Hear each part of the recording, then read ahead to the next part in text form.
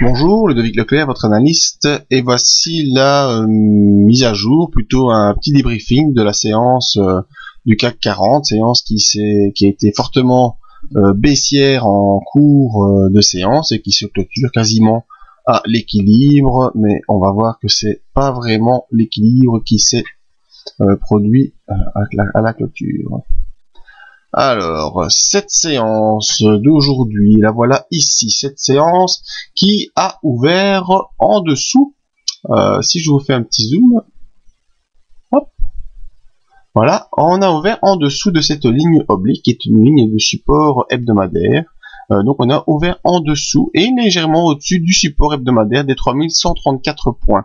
On a rapidement enfoncé la médiane de Andrews et rapidement enfoncé la médiane de Andrews moyen terme qui est la médiane de Andrews baissière. Donc on est rapidement sorti. On a passé une bonne partie de la journée en dessous de ces niveaux, aux alentours des 3080, 3070. On voit qu'on a eu un plus bas à 3075 qui est un point plus bas que lors de la dernière séance du mois d'avril.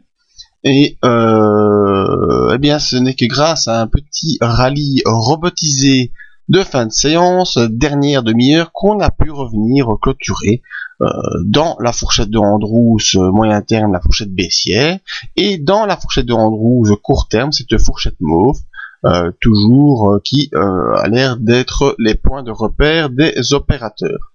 Malgré tout, c'est une séance baissière, même si on termine quasiment stable et quasiment à l'équilibre. Pourquoi une séance baissière? C'est une bougie rouge, donc par rapport au point d'ouverture, c'est la baisse toujours qui continue.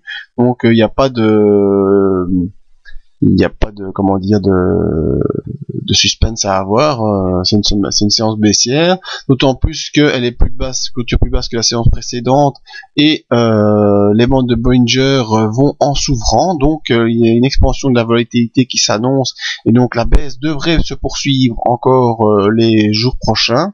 Alors à surveiller, si on clôture en dehors de la fourchette mauve et en dehors de la fourchette noire dès demain, ce qui va probablement être le cas, sauf si on a un petit rebond technique qui vient ici taper sur le haut de cette ligne oblique. Et bien si on va clôturer demain en dehors de ces deux fourchettes d'Andrews, on aura une forte accélération baissière qui pourrait rejoindre les 2987, et au niveau timing, j'en discutais encore tout à l'heure avec d'autres collègues traders, et bien mon timing, moi, ce serait plutôt d'arriver là-bas vers la mi-mai à 2987 si la chute s'accélère, ce qui semble être le cas sur le graphique. Maintenant, voyons rapidement nos indicateurs.